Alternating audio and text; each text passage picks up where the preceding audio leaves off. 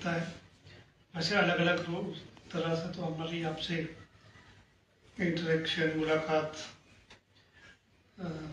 समय समय पर होती रहती है, बट सामूहिक तौर पर एक मंच प्रेस दिवस के अवसर पर मिलता है।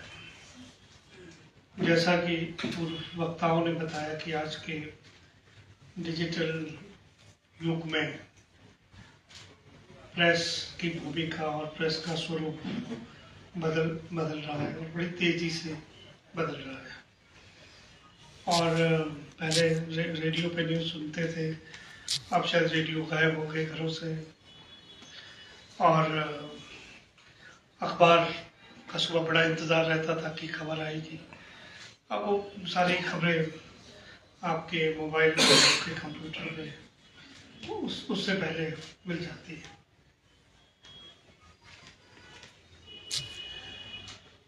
जब पहले केबल टीवी आया इंडिया में, तो उससे पहले तो एक समाचार का एक माध्यम, खासकर टेलीविज़न में तो दूरदर्शन ही होता था, और वो भी सरकारी न्यूज़, सरकारी जो हिसाब से न्यूज़ आती थी, और लोग बड़ी नीरस सी न्यूज़ होती थी, मजबूरी में लोगों को देखनी पड़ती थी, देखते थे लोग।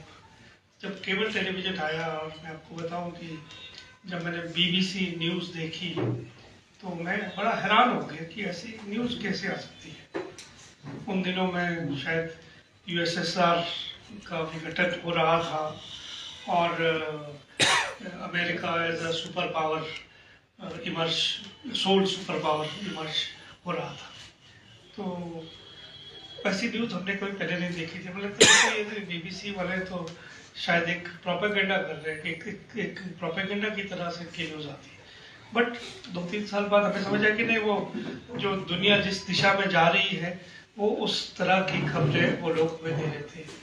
उसके बाद इराक वॉर आया, जब घर घर तक इराक वॉर की न्यूज़ टेलीविज़न के माध्यम से पहुंची, वॉर फ्रंट से लेकर सारे बेडरूम में, हमारे बेडरूम तक वो लाइव आने लग गया। वॉर, खासकर युद्ध के क्षेत्र की खबरें और लाइव देखने लगे, कहीं अटैक हो रहा है, मिसाइल फायर हो रही है, गिर रही है।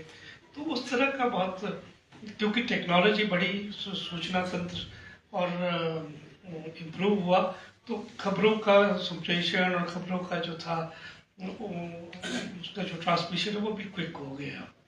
और फिर देश में हमारे प्राइवेट चैनल्स आ गए काफ़ी, और अब तो मुझे लगता है गिनती नहीं होगी कितने देश में, चाहे अंग्रेज़ी या अन्य भारतीय भाषाओं में, बहुत से न्यूज़ चैनल चल रहे हैं।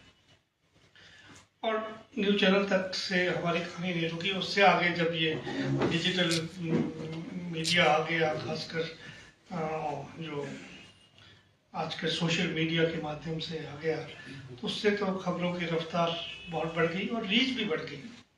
आप डिजिटल मीडिया या इंटरनेट के माध्यम से या आपकी खबर लाइव यहाँ से सीधी यूएस भी जा सकती है। दुनिया के किसी भी कोने में अगर आपको देखने वाले, आपके सब्सक्राइबर्स हैं, तो वहाँ तक वो खबर पहुँचती है, जो कि साधारणतया जो अखबार के माध्यम से नहीं पहुँच सकती। हालांकि अब अखबार भी अधिकतर डिजिटल एडिशन दे रहे हैं और उनकी भी रीच बढ़ रही है।